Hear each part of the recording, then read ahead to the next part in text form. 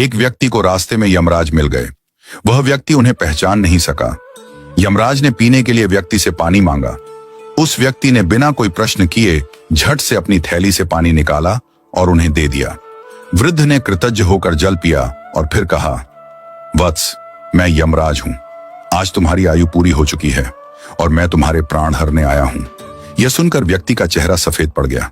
हृदय कांप उठा। डर के मारे उसके पांव लड़खड़ा गए। लेकिन यमराज बोले, डरो नहीं, क्योंकि तुमने मेरी प्यास बुझाई है। अतः मैं तुम्हें एक विशेष अवसर देना चाहता हूं, तुम्हारी किस्मत बदलने का मौका। उन्होंने एक डायरी उसके हाथ में थमाई और कहा, इस डायरी में जो तुम लिखोगे वही सच हो जाएगा। तुम्हारे पास ठीक 5 मिनट का समय है। जितना चाहे लिख लो, पर ध्यान रहे केवल 5 मिनट। इसके बाद समय समाप्त हो जाएगा और डायरी मेरे पास लौट आएगी।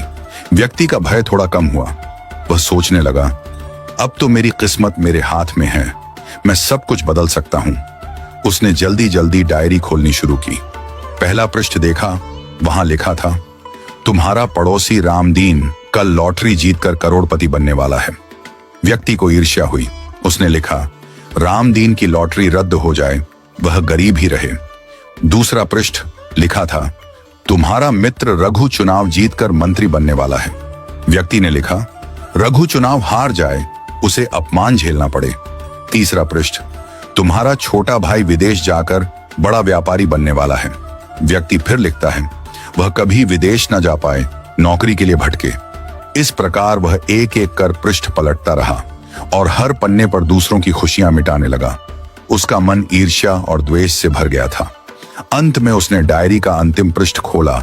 यह उसका अपना पृष्ठ था, जहां लिखा था, अब तुम अपने जीवन का भविष्य तय कर सकते हो।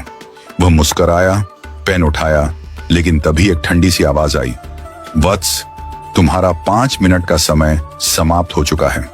यमराज ने धीरे से डायरी उसके हाथ से ले ली और कहा, तुमने अपने जीवन का सबसे कीमती समय दूसरों का बुरा सोचने में बर्बाद कर दिया।